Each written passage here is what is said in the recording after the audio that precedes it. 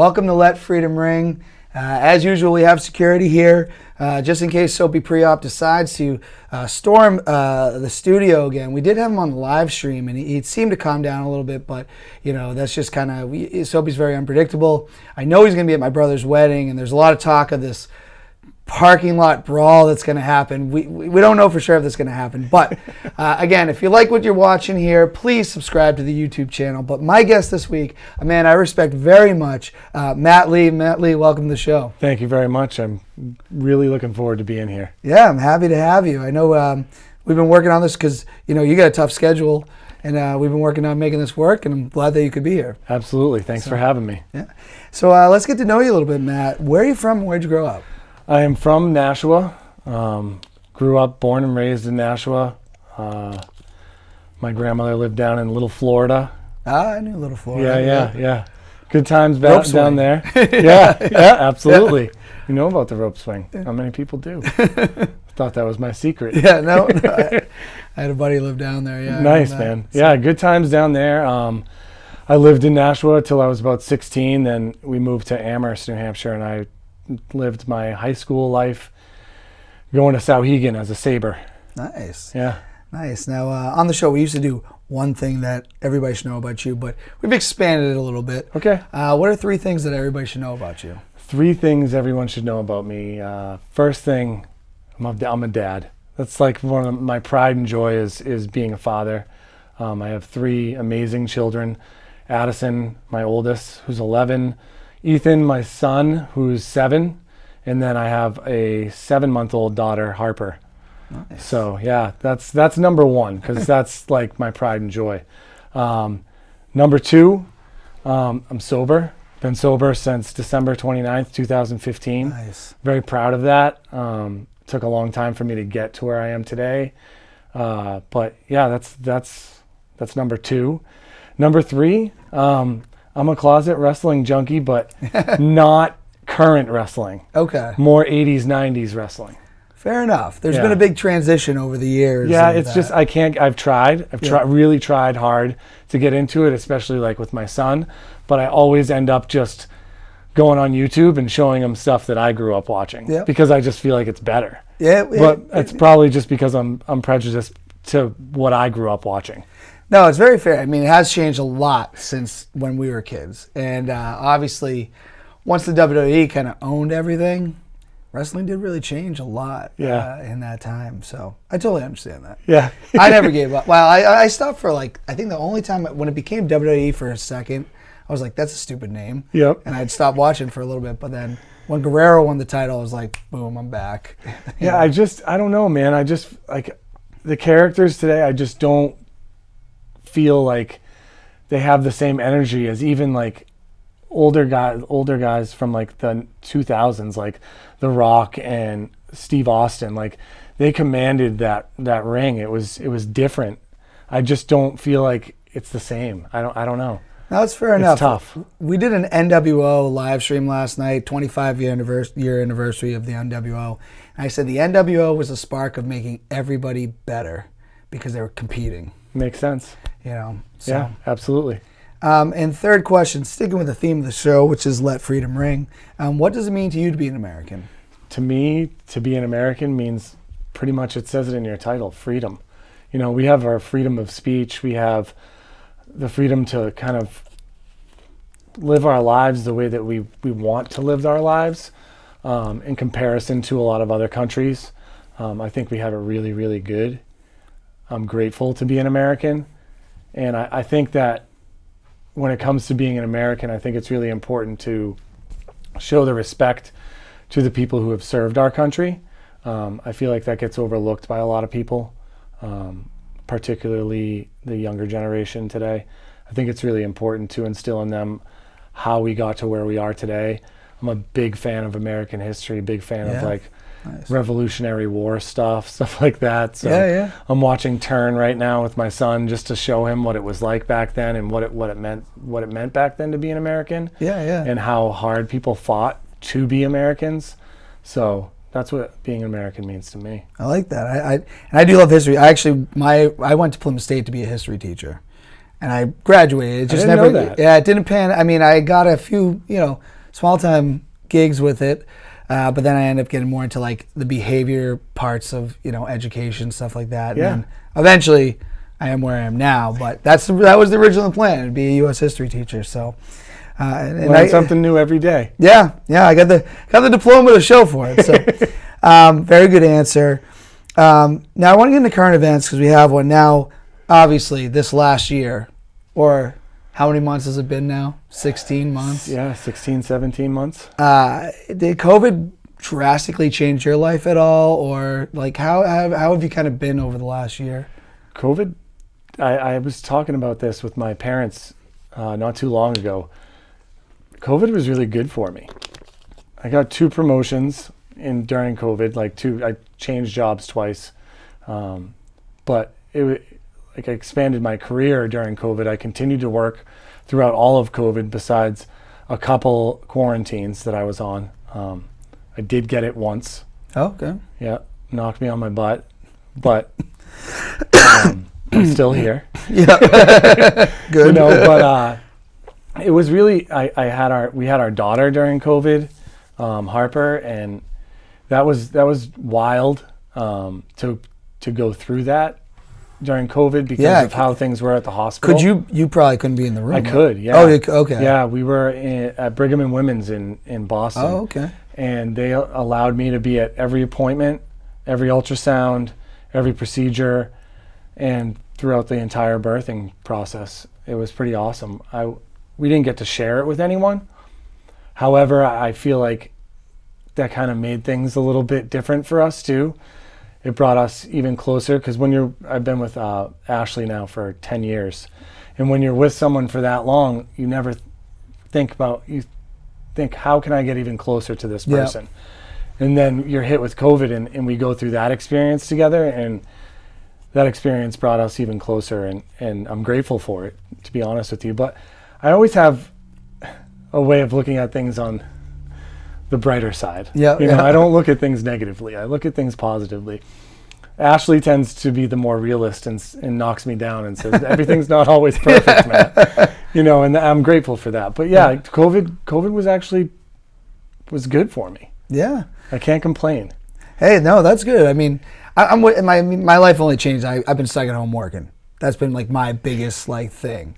And I mean, I really did quarantine well in the beginning.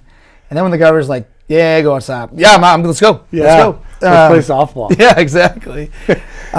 Which kind of gets me into something that kind of just happened. So a flight was canceled to the Bahamas. I don't have the names or anything like that, but a couple of masked teens refused to wear the mask on the plane, gets the flight canceled. Any take on why the masks are a big deal to some people? You can really get ones that don't bother you. Yeah, I don't know what it is. I've never understood it. If a place has a mask policy, I abide by it. It's not my policy to make. Yeah. I think the country's kind of backed off on their mask policy, as well as the states have backed off on their mask policies, and I appreciate that.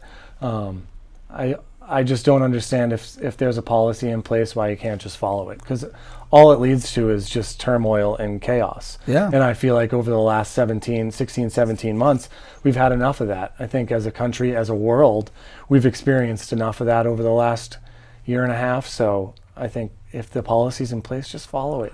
How long's the flight? Yeah, you the can't Bahamas, deal with I don't think it's that can't deal far, with it for 4 or 5 hours, man. Come on. And I'm surprised it got. I think at this point, just toss them. It's funny how we've made such a big deal about it, because my sister-in-law's sister-in-law, she's from Japan originally. She's like, I don't get the big deal. They made us do this all the time.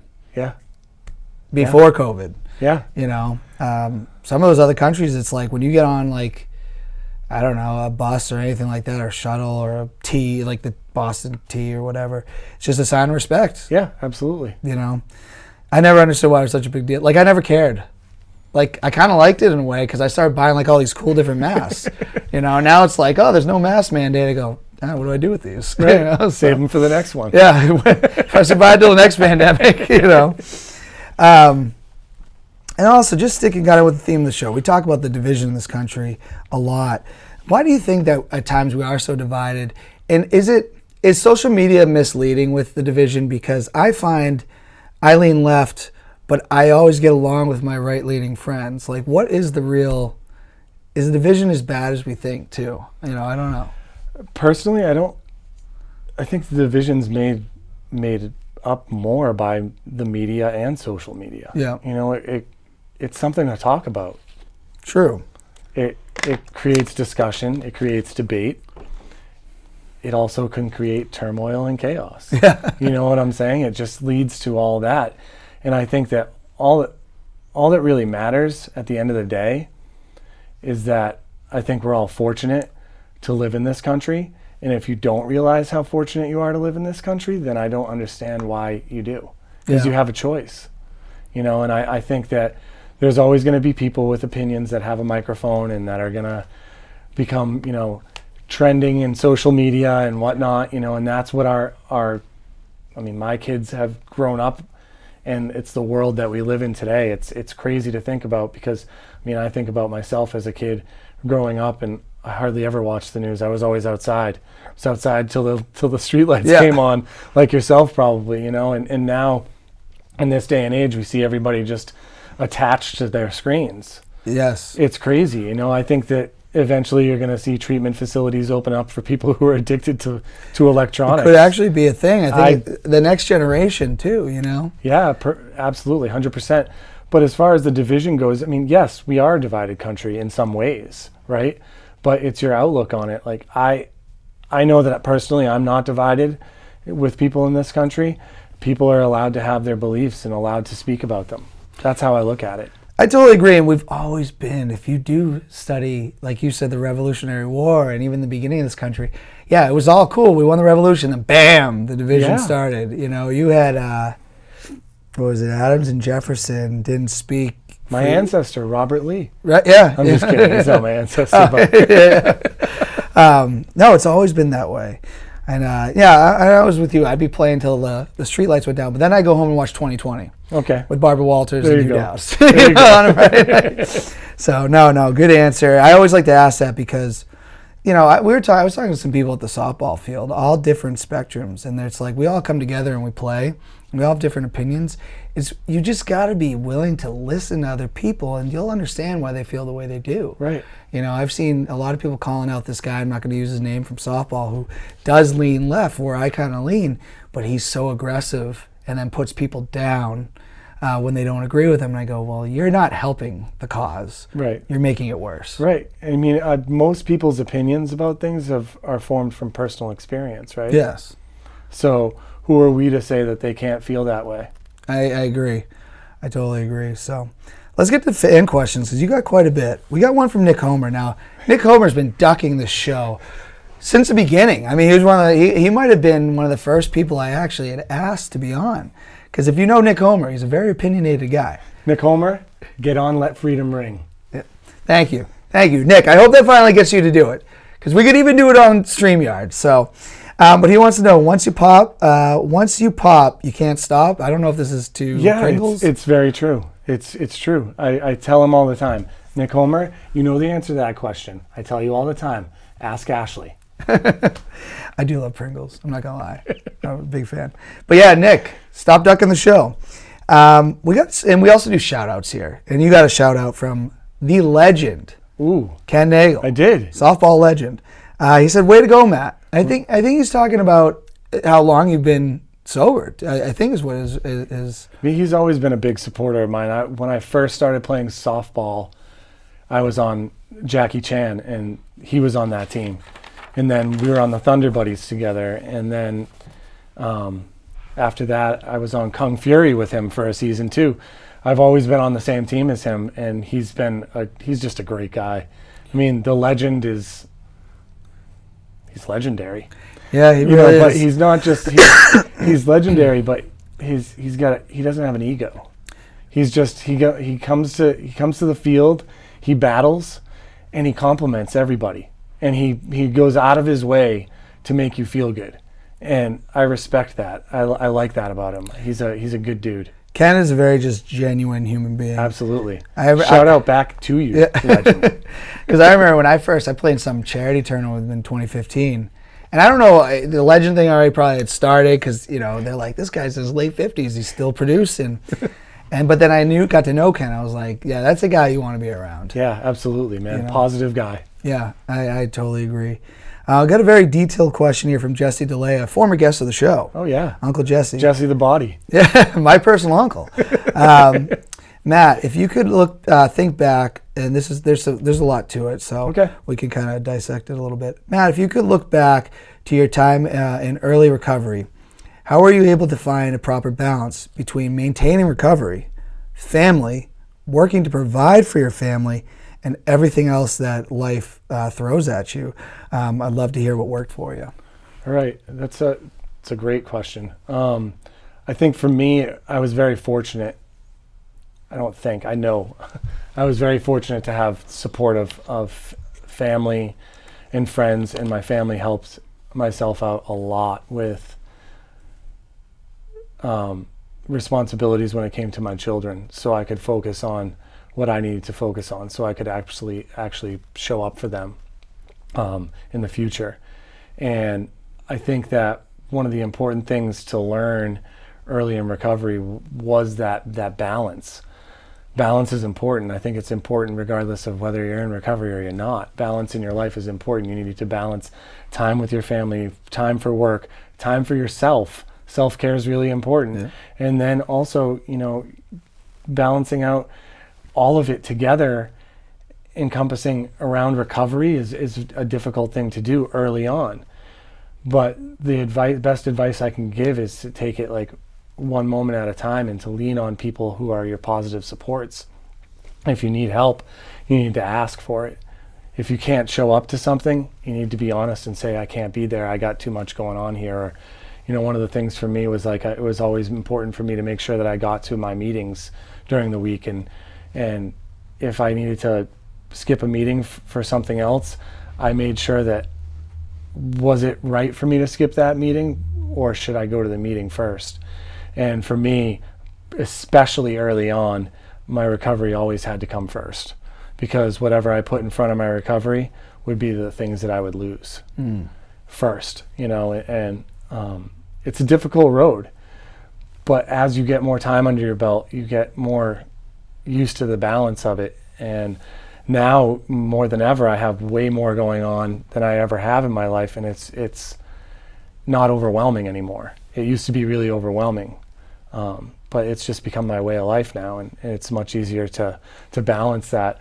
Like my son's sports, which is crazy. And then, work, driving an hour and 10 minutes back and forth to work every day, and all that, and then also spending time with my family, but also taking time for myself and being able to like go play softball on Sundays with my friends. It's really important to like make sure you have a healthy balance. It's not easy, but the important thing to remember is to always keep your recovery first, Jesse, always. Does routine help too? Absolutely. Absolutely. You have a routine, you get into a groove, and you know what to expect. And then if a curveball is thrown at you, you can adjust as necessary. Yeah, no, that's a great answer, and I like that. And I know there's a lot of people out there struggling, and I hope they watch this episode, because obviously you have a lot of wisdom on this. And I appreciate that answer. Thank you very much. All right, now we got some stuff from John Nagel here. First, he says, "Great guy right here." Right back at you, Johnny. But he wants to know what was your greatest athletic accomplishment in all your years of sports? Greatest athletic accomplishment. I mean, I'm going to have to say high school basketball. I mean, that my whole high school basketball career was great. It was awesome. I loved every moment of it.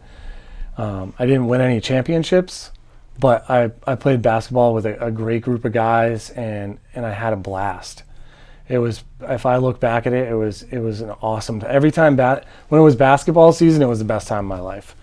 And I played year round. I played summer league, stuff like that. So, I mean, as far as achievements go, I think that becoming like the most improved player sophomore year on the varsity team was pretty cool.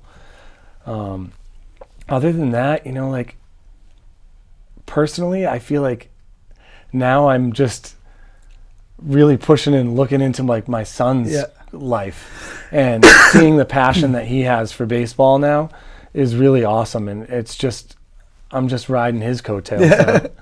I know that's such a, not that I don't have any kids of my own, but I do get so excited to go to my niece's soccer game, or my nephew. I didn't get to really see him swim, but I've heard he's a good swimmer. Yeah. It is a lot of fun. It's awesome. It's awesome to be there and be in a different role where you're supportive, you know. Excuse me. Oof, hope the mic doesn't pick that one up. Yeah, no worries. No, but good question, John. We got one from Michael Schultz, and I'm not sure who the Boomers are. I'm not Merrimack. Oh, okay. So this is Monday, Wednesdays. Okay. Yeah. Matt, are you ever going to show up and play with the Boomers? The goal is to do so, yes. However, I have priorities like my kids and work. And if those two allow me to, then I'll be there, Schultz. You know that. I know it's tough, and that's why, like, even as I'm like coaching this year, I don't get on people about missing. Like, I get it. People got families. People got commitments. I mean, but I know, like, Matty Hines though is on the other hand in our league, where he can get like, he's having like 8 people show up. Yeah. And some of the guys that aren't showing up aren't guys that have families. Right. So like, I'm like, well, why'd you tell them you'd do it, guys? You know. Yeah, that's tough. So. Derek Chappis wants to know, and this has been a controversial thing. Ooh, and me are we and getting you, to the meat and potatoes right now, buddy? Me and you went back and forth on Facebook over this with promos, and I do give you a lot of credit. Your promo was awesome. Thank you. I was like, oh, okay. There's been 2 people that I can say in all my years of cutting softball promos that could hold a candle to the charisma of the Tiny Pipes. Really? You and Jesse. I make that Jesse list? DeLay. You guys are on the list. Oh, I like that. Thank you. I'm honored. But Derek Chappis wants to know, why did Pipes leave Rock Bottom? So we'll get your side of the story first. I can give mine. We kind of chat about it. I mean, I think it's obvious. Like we had a bunch of people on the team. I told you, hey Dan, I need you to come out. Yeah. And I did ask you. Yeah. Nothing you said in that promo wasn't true. Right. It's true. You know, and then you left, and I felt bad. We wanted you on a part of our team. We did. You know, and you just kind of walked away on us. I did. It was very similar, like Shawn Michaels losing his smile. Yeah. I was coming off rotator cuff surgery. Yep. And I think the first day that I knew I could throw, COVID was like everywhere, and we're like, we're not gonna have a softball season. So I'm like, okay. And then it's like, oh, we're going to have Sunday co-ed after everything else was shut down. Now, I'm insecure about my shoulder. Yep. Which I totally admit. So I'm in another group chat, and Schulte's adding player after player after player after player. So then I'm like, okay, I don't want to be on this team if you're going to add all these. So I ask you, then I show up. I make one bad throw. Felt like an idiot because I was like, this arm's not ready. And it had nothing to do with you guys. In the end, it had all to do with me. I was insecure at the time, and I just took my ball and went home. I was like Shawn Michaels. I lost my smile. You did lose your smile. Yeah, but... And then you left the group chat, like right there, too. Yeah, did I? Okay. Aggressive. Oh, man. I was like, wow. Well, okay. I do apologize for that. I don't apologize to Derek Chappis. I will apologize to every member of Rock Bottom for that, but not Derek. Okay. If that's fair. All right. I don't remember who else on. Benny was on the team. Yep. You was Foster there. Brandy. Mitch Pierce. Yep. I'll apologize to Sean Ray. Adam Lee. Okay. Yep. So I do. My run with Rock Bottom was short. However, I really love like 4 innings, Dan.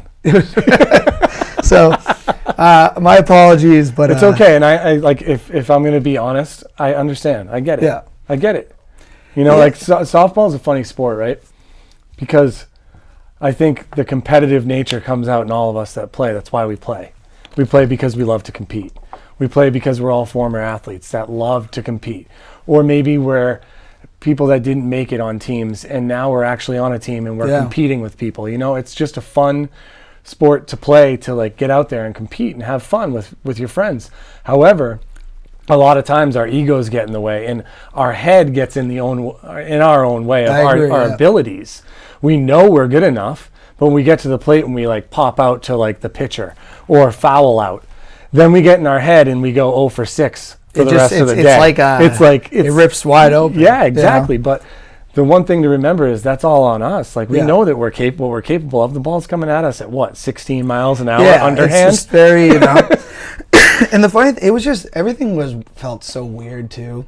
Like, because of COVID and everything, like. Yeah, it was awkward. It was weird awkward being back. I kind of showed up and was like, do I need to be wary of COVID? In my opinion, there's an asterisk next to that season. Yeah. So you get an asterisk. I'll take that. Right? It's fun to be back, and I've always loved that league and had good times. And I'm glad that you and I can go back and forth like we did on social media. And you get the people that, you know, they don't get kayfabe as a wrestling term. They think, you know, I get messages going, what's going on with you and Matt Lee? Yeah, why are you doing that? And I'm like, what are you trying to start? I was like, you guys I guess I'm that good. You guys fighting? I was like, I guess I'm that good. Right. But it was good. My son enjoyed it. My son thought it was great. He was like, Daddy, show me those videos again. Thought they were hilarious. Because I was at church ball. I picked him. Because I didn't know if he'd respond. Yeah. I was hoping, but I can't like make people do that. So I pick up my phone and go, "Oh, this is great." You know. So we're gonna make that. Making a comeback. We need other teams to get involved, though. It's tough. I mean, because I've been a little bitter with Bomb Squad. I'm going to my car. They're like, "Hey, Pipes, you gain a little weight." I go, I can't just walk to my car right now. Like, what is happening right now? Bomb Squad's coming at you. Huh? So, you know, I'm like, uh-oh. You know, I take a year off. I'm like, yeah, give me a break. You know, you're in the next promo. Yeah, well, we're ready for them. I don't know when we're playing them, but Bomb Squad, I got a promo coming for you, and you're not gonna like it. Ooh, I like it. Harrison Perez wants to know, how did you start playing softball? I think we did we talk about that off air? That might have been I think it was a little off air, but got started in softball because Nick Homer. I was good friends with him. I was living in Nashua. We had a sober house, and he was like, "Hey, why don't you come and play softball with us on Sundays?" I was like, "Dude, I stopped playing baseball at 10, 11 years old. I wasn't good like everybody else around me started to get, so I just stopped. It's focused on basketball." But I went down and I said, "Okay, throw me in the outfield." It's taken me a while to get decent. I still consider myself like a softball rookie. I do. I don't know if that's my own I think unrealistic expectations I have on myself. And we've talked about that. right. You know, I know that I'm decent at the game now, but like I definitely have evolved and become a much better player. But I always have in the back of my head that I'm approaching 41 years old and I'm not going to be able to get much better than I am now. So maybe I'm hitting my ceiling. But however, I am having a much better year than I ever have this year, I think. So, but I think it's just mindset. But yeah, I got started playing with Jackie Chan on Sundays, and then I started playing with the Thunder Buddies on Monday, Wednesdays in Nashua. Yeah. Loved that team. And then I helped form the Dougies and left Jackie Chan. Much to their demise. Nick Homer was really mad at me for, I think, a solid 7, 8 months, maybe even a year.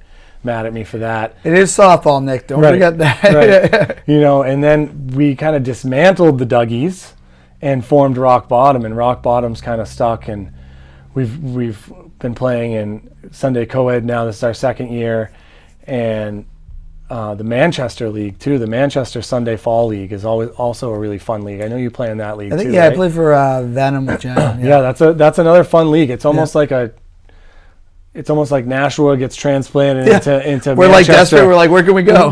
with the Manchester teams who are those teams are legit too. They're good. They're a good group of teams. And the thing I like about co-ed is the amount of fun you have with that. Yeah. People seem to just be a little bit more laid back in that league, and everyone's there to have fun and respect each other and have some fun, and that's why I like it.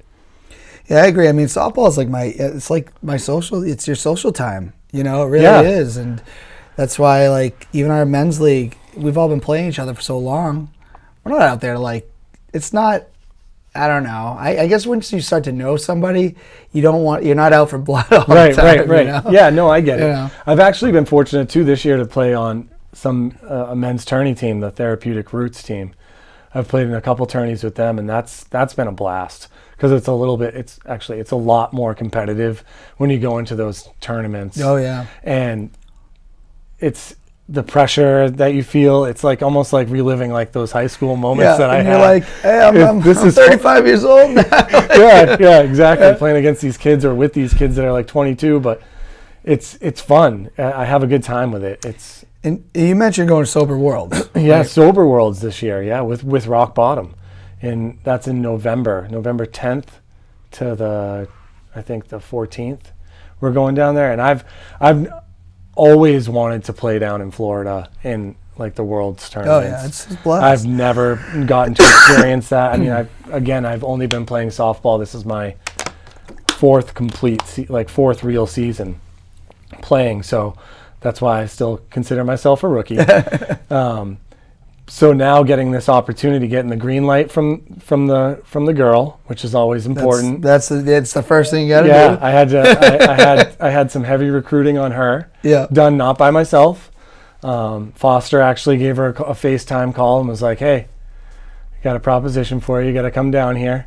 We'll get a house next to the beach, 5 minutes from the beach, and there'll be some other girls there for you to hang out with, so you don't have to be stuck at the stadium." And fortunately, she bit. Hey, so I'm headed down there. Too. Yeah, absolutely. It's going to be a good time. I'm looking forward to it. Yeah, no, that's really exciting. Now this one's because this was already causing arguments on Facebook. In the comments section. It was? Oh yeah, I didn't see. And this is from Nick Homer. Nick Homer's again a guy that he's lucky I'm giving him 2 questions essentially, but I figured that I feel like Nick Homer always gets what he wants. In a way, he's a smooth talker. Yeah. But he goes, "What's your favorite team that you have played on?" This isn't a hard question for me. It's simple. Thunder Buddies. That's what Michael Schultz said. If you didn't say that, you were dead to him. Oh, really? Yeah. He said that right in the comments. It's not even a question, right? Okay, so I can explain this. Thunder Buddies was the first men's team to give me an opportunity to say, "Hey, you're good enough. Come play with us." And I was so insecure in how I played softball back then. It's just probably 2019, I think. I think you guys won in 2018. Because I went to all those games. I was taking time off to work to watch. 2019 and 2020. Or no, 2018 and 2019. Yeah. So 2018 was the first year they had me on there. And I started off as just filling in. And then I got really involved in it. And we ended up in the championship against none other than Maffey's, the powerhouse of Monday, Wednesday. And we lost in the championship. The following year, we bring pretty much the same team back. And we're talking about a team with Max, Cam, Schultz, Homer, P-Bear. Yeah. P-Bear we haven't seen in a while. I think he's out west somewhere now. Jordan Gray. Yes. Ken Nagel. Ken Nagel, the legend. Yeah. Michael Lamonde was on that team too. We had some really good guys on that team. And that next year we came back and we beat Maffey's in the championship, and I will never forget that moment. That it was unreal. I didn't realize, because for me too, it was early on in my sobriety and within the first couple of years. So I'm around all these guys that they drank, but they were very, very supportive of my decision to be sober. Always very supportive of that. Brought me in. It felt like family, and they taught me. They helped me work on my swing. They helped me work on how I fielded, everything like that. And we just came together as this family and took down a powerhouse that they had been trying to beat for years. It was crazy. It was an unbelievable season for us. It was so much fun. I'll never forget. Jay Gray was always better than me in the outfield. Always. I might have swung a better bat. I don't know. It's debatable. I think him and I both had some big hits in that series. But I remember they took me out in the last inning and put Jay Gray in right, and I remember being yeah, get him out here. Yeah. He's going to be better than me. Get him out here. And I think he caught the last. He had a big play. He had a big play to end, it might not have ended the game, but it was one of the last outs. And I remember just being celebrating on the bench, being yes, I'm so glad that wasn't me, because I don't know if I would have made that play, and it was just the whole feeling of that team was great. Now Jackie Chan, that team gave me the opportunity to play softball, but as it evolved and we picked up new players, we became like more of like a powerhouse and won a championship there too. That was a good year for me. I think we won 2 ships that year. Yeah. So that team was fun too, but like there's just no feeling like being that team that lost in the championship, and then almost everybody comes back and you play the same team in the championship the next year and you win it. It's a little bit different feeling than where Jackie Chan, we kind of dismantled the team, built a powerhouse, and won the championship, went from worst to first, but maybe not worst, but to first place. It's just a different feeling completely. And when it really comes down to final play, because one year we won the Raccoons, the first year I joined the team, they had won it the year before, and I jumped ship on Kill Crew because I love like Mike Lamonde, who said it on the show, but I couldn't play for Mike anymore. I love you, Mike. But I jumped there, but Amoskeag was dominating the league that year. We beat them in 5 games, and it literally, Derek Chappis is up, bases loaded, down by 4. He's thinking, I'm going to hit a home run, tie it up, and he hits this pop-up, 2 outs. Dave Weston's running in, catches it. Next thing you know, we're all going nuts. Yeah. So there's no feeling like that. No, there isn't. And it's just awesome being with a group of guys like that and winning. Even though it's like a Nashua Monday, Wednesday league softball slow pitch championship. It's a championship. Yeah. It's just a great feeling, and that's why we play, and that's, we have our fun with it, but you do like that competitive stuff. I had a runners-up trophy from last year. I got rid of it. Oh, yeah. It's just not the same. Yeah, it is not. Unless you start collecting, unless you start winning, or you've already won, I don't know. It isn't the same. And no one likes that taste of runner-up. So. No, it's not. It's a horrible taste. And I'm bummed, too, because the meat market didn't come back to Sunday Co-Ed this year. Yeah, there was a long drive for them. Yeah. I talked to a few people on that because they got kicked out of Pinnacle. I'm not going to say who's there, but I guess there was the plow at the plate. Some things happened. Some things happened, and I think that's... Softball drama, huh? Yeah. It's real, huh? But to our defense in Nashua, I do play in Manchester. Seems to be more drama in Manchester than we really have in Nashua. It doesn't surprise me. Yeah. So... no offense to Manchester. Yeah, we love Manchester. I'm going to skip over this. Real quick, though. Sherry Carey Richardson, I hope I said her name right, suspended for marijuana, the Olympian. Yeah. Performance enhancing, I don't think so. I don't understand it. I'll just say that. I don't get it. Was very shocked by it. However, we'll go back to if there's rules about drugs She use, knew. And she knew. Yeah. That's the big thing. It's just... But I've seen people saying it's like me telling my kid not to touch the hot stove, and he goes and touches the hot stove. You know? So, there's consequences. The thing was, she took full responsibility. I've seen people saying, she's being vilified. I haven't seen that. I've seen most people defending her. So, it is what it is. Yeah. And there will be no fans at the Olympics. Japan is in a state of emergency. Why have the Olympics? That's what people are asking. Now you're putting all these people at risk, sending them over there, and then they're all going to go back to their countries. Yeah. And what are we going to do? End up with another worldwide spread? I hope not. This is, I don't know what they're version 5.6. Mac Jones, he got the contract. Love it. You think he's going to be good? Yeah, I do. 4 years, 15.6 million. Right? Yeah, 6. Yeah, million. Yeah. Love it. I like him. You know what? Good. I'm not gonna lie. I want to see him game 1. Put him out there. Are you tired? You done with Cam? Yeah. See, I still like Cam. Well, I like Cam as a person. I mean, who doesn't like that? Yeah. The guy's great.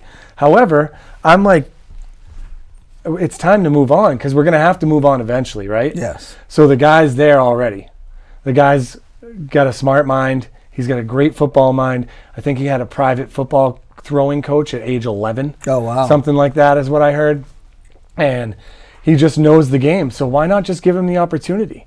We could have another crappy season, but who cares? Give the kid the reps so when he's ready. I just don't want him getting hurt young. Let's go. That scares me. But you're in the NFL. You're going to get hurt. Yeah. And in this day and age, Dan, let's be honest, okay?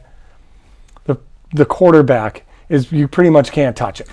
It's true. It's the most protected position in all of sports. Yeah. All of sports. It's the most protected position. You get more hurt being a midfielder in soccer. Yeah. And I don't watch soccer, No. but I know the slide tackling is real. Yeah. I hope this kid's awesome. I have a good feeling. When do you think they're going to give him a number? Hopefully soon. Because what do you have, number 50 something? Yeah, so I don't want. It's something that Belichick does to them. Yeah, I ain't ordering anything until it's official. Yeah.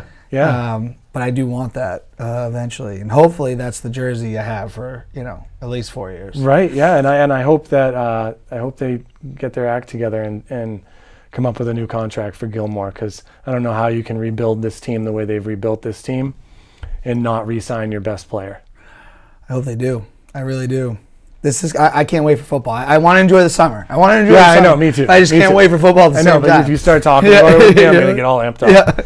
Yeah. What are some of your favorite sports moments? 04 World Series. Yep. I don't think there's anything tops it. There's nothing like that. There's nothing like it. Nothing like it. And there may or may not be some questionable video footage of me from WMUR interviews. Oh, really? Yeah, back in my drinking days. Yeah. At a very young age, 24. Okay. Having a good time at it's not there anymore. Jillian's in Manchester. I remember. Yeah. I used to go there. Oh, dude, I will never forget that whole run there. Big group of us always went there to watch the World Series games, and there's nothing like that year. Yeah. Also, the Patriots Super Bowl in 2001. That was unbelievable. That started it. That run, that was unreal. That was an unbelievable season. Bledsoe gets knocked out. All of a sudden, this goofy kid comes in. That we had no idea what was going to happen. And anyone that complains about the season the Patriots had last year is a spoiled Patriots fan. Yes. Spoiled. We are so fortunate to experience the 20 years that we've experienced in this city, let alone just the Patriots. Yeah. In this city. I couldn't agree more. Yeah. And then the other one, I'd say the big three winning the NBA championship. Just destroying the Lakers. That was unbelievable. In Game 6. That was awesome too. Yeah. We had my 20s was filled with ships. Yeah. That's it. It was awesome. I honestly, this last Patriots season, I get a lot of flack for this. I enjoyed it. Yeah. I actually enjoyed it because it wasn't like, oh, this is a guaranteed win. This is Yeah. guaranteed. Is this team going to actually win this game? Right, right. I had fun. The Super Bowl in Atlanta too. How could we forget that? That's another one that was just insane. It was over. It was absolutely over. 28-3, dude. Yeah. And they come back. That's insane. I always give props to my brother Tim because he was the only one going, yeah, they're going to win. This game ain't over. That's pretty remarkable. And I don't know if that was just saying that. Was that the booze talking? He was driving his kid home, so it wasn't even that drunk. Okay, well then, that's a true fan right there. He was just like, they can win this game. I don't know if he was like calculating in his head or whatever, because I was like, when they started coming back, I started standing in my kitchen. I said, every time they do something good, I'm standing right here. So I'm like watching like this. Isn't it funny how we feel like we actually, like where we are and how what we're doing impacts the win? Yeah. It's funny, but that's what makes us like such avid sports fans. It makes sports fun. It is. Fans like that, like those experiences, that's what makes being a fan fun. No, I 100% agree with that. And someday when I die and go to heaven, God's going to be like, you didn't have to pray all that time for sports. You could have left me alone. Right? I think another good sports moment for me is like recently I just took my son to his first Red Sox game. Oh, yeah. That's something you can't ever replace. We got bleacher seats, but we were right next to we were in the same row as the Ted Williams seat, and we had been on a tour at Fenway 2 years prior when he was like 5. And he remembered the seat. He's like, Daddy, that's the longest home run seat. Oh, wow. And I was like, dude, go take a seat in it. Yeah. It was really cool just to watch him like just taking it all in. They even had like an F-41 flyover that night. It was crazy. So it was really cool. That's another cool moment. That's like one of the best bonding moments between a father and son, because I even remember when the first time my dad took me to Fenway and I couldn't believe what I was looking at. Yeah, it's so like beautiful. Magical. It really is. Just real quick, I know you're a big Bret Hart fan. Oh, yeah. Still a Bret Hart fan to this day? Oh, yeah. Bret the Hitman Hart. Who couldn't love him? We make sure we have him on the table. Look at what I'm doing to him. I just want to say he is coming into the area, I want to say in September. Really? For a meet and greet. And Holyoke, Massachusetts. I think it's like an hour from here. Yeah. So something to know about there. That's good to know. We like to do top fives here on the show too. Do you have a top 5 favorite movies? Top 5 favorite movies. That's tough for me. And this is what we get every week. Is that I think if I'm gonna go, it depends on genre. Or are we talking top 5 all time? Whatever, like if you had, because like top 5 all time, I'd have to say. I mean, I'm a big Back to the Future guy. I love that. That's number 5. You know, I'd say E.T. is my number 4. You know, I'm aging myself here, right? You know, I'd say I wish I could take the Lord of the Rings trilogy and encompass them into one, and I put that at my 3, right? Because those movies were fantastic. Big fan of Jurassic Park too. I like the originals. They were so good. They were so good back then. They were scary. Yeah, they were. Yeah. And then I'm gonna age myself here too with this one, but number 1 all time is a hands down tie between Labyrinth and Neverending Story. Oh, that's David Bowie? Yeah. Funky Jim Henson movie. Yeah, weird, really strange and odd. Not as odd as The Dark Crystal though. Okay. You know, but like those 2 movies, like I tend to pick movies that like encompass my childhood, I guess. No, I like those picks. I'm in this because I'm a big horror movie fan. As you can see, we got Jason, Freddy as a nurse, Michael Myers on the table. I'm in this group, and someone was talking about Jurassic Park and categorizing it as a horror movie, and I don't know. Never looked at it as a horror movie. I don't look at it as a horror movie, but if you look at like the first one, it's scary. There's scary parts to it, you know. I think the new Jurassic World's one. The first Jurassic World I thought was good. The second one I was kind of like, stretching. Yeah, they were stretching. There's a third one coming out next year, you know. See, because I saw the first one and was like, I don't know. Now it's just like a park. Now in the third one, I guess they reached the land. Okay. Like regular, like the where we live. But they did that with in the second one. I know. You know how things get done. They're recycled. It's true, and you can only milk things for so long. But I mean, who am I talking about? I can't wait for Halloween Kills to come out. I saw the previews to that, and I like horror movies, but I like more of like your Conjuring horror movies. Like the first Conjuring movie. They're scary. That movie scared the crap out of me. You know, like I like movies like that I feel like are things that are like more realistic to happen. Oh yeah. You know, but I do have to say I enjoy the Halloween movies. They're great. The first one's very realistic, I think. The new one looks pretty insane. I can't wait. I love Michael Myers. Looks good. Oh God, I was just gonna ask something. I'll follow up on that. Now I'm blanking. That doesn't matter. We only got so much time. Maybe we'll come back to me. I was gonna ask something about a movie, but I just forgot. All right. Top 5 TV shows. TV shows. So TV shows is going to be a tough one for me, I think. For TV shows, I think that I'm going to go along the lines of like, I guess what I watch with my kids and my family now. Yeah. We're big fans of Gordon Ramsay. Like he makes things interesting. It's raw! Yeah. You bloody hell, you suck! You know, stuff like that. I think that I like his cooking shows like that. I like the Master Chef and the Hell's Kitchen shows. I like those shows. I like shows that like just promote time with my kids and my family. Anything that we can sit down and watch together, I like enjoy that, you know. Other than that, I think as far as TV shows go, I'm gonna go along the lines of like I like more of the crime TV shows, like, you know, Law and Order. Dun, dun. Yeah. The SVU, you know. Yeah, it's so good. And then the reunion was like nice. It's good shows. Those are good shows. But other than that, then I'll go Fresh Prince of Bel-Air and Family Matters. Loved. Awesome. You know, and like those shows are great, and we don't see those shows anymore. And I just don't see them. No, they're not out there. But those were also like groundbreaking for the Black community. Like to see, you know, obviously Uncle Phil's this, you know, judge and Will, and then Family Matters. Well, I think that people from our age too we can recite that song too like that. Oh, like easily. Everyone knows it. You know, it's like it's what we grew up with. I remember TGIF. I couldn't wait. Yeah, it was like what I did. Well, that's how I started watching 2020. I'd watch TJF, and then that would come on at 10. Okay.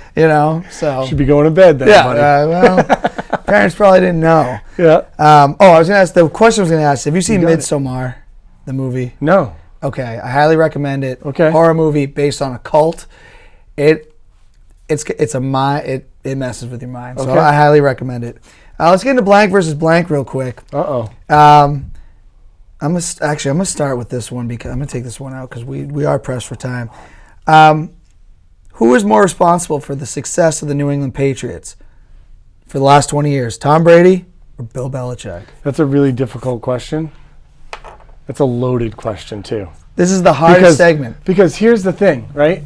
My thought process is they are both equally responsible for it. Because I don't think Tom could have done that without Bill. And I don't not the first 15 years. And I don't think Bill could have done that without Tom. I just don't. I think that what we do is people like in sports radio shows do it all the time, like who's better, who could do it, and Tom just proved that he could do it. Well, Tom's also we need also, more on there. Tom. Yeah, and he's also went to a team that was pretty established with a pretty sick team already. Yeah, he had some serious weapons that he's never had before since Randy Moss and like Gronk and Aaron. Well, we'll mention Aaron because Aaron was nasty. It's too bad what happened to him and his lifestyle choices that he made. That guy would have changed the game, I think. Oh yeah. That guy with him and Gronk was that. I'll never forget that year watching those two play together. No, I was that big. Was insane. I still have my Aaron Hernandez jersey. I never got rid of it because I bought it off a high school kid out of his car. But neither here nor there. Nirvana or Pearl Jam? Can only keep one. Pearl Jam. Pearl Jam. Hands down, Pearl Jam. No doubt about it. Actually, I'm actually, and people are going to hate me, and I'll probably get some grief about this. I like the Foo Fighters more than Nirvana. Really? Yeah, I do. I agree. I do. I like them more. Kurt Cobain, I respect him. I respect what he did for the music industry. However, Pearl Jam, hands down. Hands down. Yeah, Jeremy came on the radio as I was driving in here. Oh, nice. Would you rather listen to rap or rock? Rock. I like rap from back when we were growing up. It's so bad now. I don't think about it as rap. I think about it as more as hip hop. Yes. I grew up listening to a Tribe Called Quest. One of my all-time favorites. Yeah, man. I saw them in concert in Worcester, and that was one of the best shows I've ever been to because... R.I.P. Fife. Yeah, absolutely. They were groundbreaking. Lost Boys, Mobb Deep, Wu-Tang, of course. Early Dre, early Snoop. Stuff like that. But when I went to those West Coast style concerts, seeing Dre and Snoop and Eminem and them, they never performed all of their songs, But when I went and saw Tribe, literally, they would perform all of their whole song. It was awesome, and the energy that they had. So they were good. True performers. I got into them more when I got older because obviously I knew Scenario as a kid. Yeah. But Tribe wasn't on the radio all the time. Yeah. And then I got to high school. I started being finding more of their stuff. Oh, and it was amazing albums. So good. All right, we're gonna put their feet to the fire on the next three. Oh, great. These are tough ones. Here we go. Because Nick Homer might get upset about one of these. Oh, he might get upset about multiple. You can only keep one of these teams that you ever played on. Jackie Chan or Rock Bottom? That's a tough one. These are some. I'm gonna say Rock Bottom because you know what? I had a hand in building it. And are you the coach? You're the head coach? Yeah. And I had a hand in building it with my counterparts, Mitch Pierce and Chris Foster, and we built it together. And those two guys, I have a lot of respect for them. Not that I don't have a lot of respect for the people that I went through Jackie Chan with, and that gave me that opportunity. But to have your hands in something that you built, and to see it succeeding the way that we're succeeding this year, and the way we did last year, and the trials we went through the year before when we were known as the Dougies. We went the first tournament we entered, we lost our first game 58-3. Oh my! At some point, that's just 58-3. Yeah. The other team just being. It's hey. I'm glad it happened. Yeah. I am, because we experienced that low, and to see where we are today, we get so excited about playing together, and it's exciting, and I like it. So I'm gonna say Rock Bottom. All right. And I have talked to Chris Foster. He said he would sit in the seat, so I got to give him a date. So, Nick, most people will take me up on it, Nick. Yeah. Sunday co-ed or Nashua men's Monday, Wednesday? Sunday co-ed. There's just the feeling about that league, right? I explained it earlier in the show about how that league was the first league that really introduced me to softball.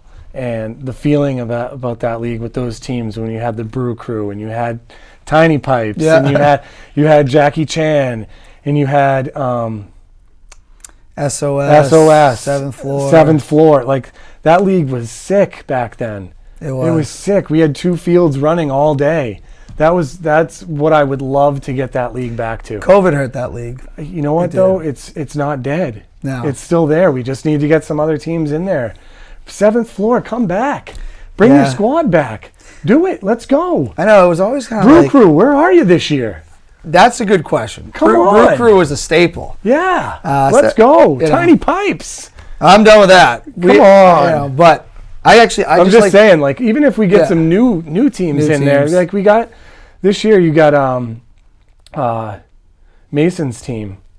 Free agents, you know, and this is their 2nd year in the league. And last year, they're way better this year than they were last year. I watched some of their games this year, and to see all those guys coming together and making plays and stringing hits together, it's awesome to watch a team build themselves and then all of a sudden watch them get better and start competing. That's what makes the league great, you know, because that's what we all want to see. Yeah. We all want it to be a competitive league. I totally agree. I love seeing a team stay together and get better. Yeah. You know. All right, final thing in blank versus blank. This is the toughest one. Okay. We don't put your feet to the fire on this one. We've talked about Nick Homer quite a bit today. So maybe this is like the advertisement Nick needed to be on the show. Let's go, Nick. But I got Nick Homer or Michael Schultz. Oh, geez. That's a tough question, but like I have to defer to Nick Homer. Nick Homer helped me to get to where I am today. You know, he was a friend for me in a very dark point in my life. Well, not necessarily that it was dark anymore at that point, but Nick Homer helped me to realize how to have fun without drugs and alcohol. Yeah. And that is something that I can never repay him for. Yeah, I mean, I know Nick is a loud guy, and sometimes he might come off as mean, but he's got a good heart. Nick is a great guy. Nick is a great guy, and he is a loudmouth, but not to any chagrin to Michael Schultz. Yeah. Michael Schultz has been a catalyst in my softball career. So, Michael Schultz, I love you too. Matt, I really appreciate you coming on. This has been a blast. Thank you so much. We'll have to do this again sometime. I'm willing. Soapy pre-op, obviously, we've been protected again from him. Thank God. But everybody, I think it's pouring outside, so kind of bummed about that. But everybody, keep your heads up there. If they ask you to wear a mask somewhere, wear it. But until next week, let freedom ring.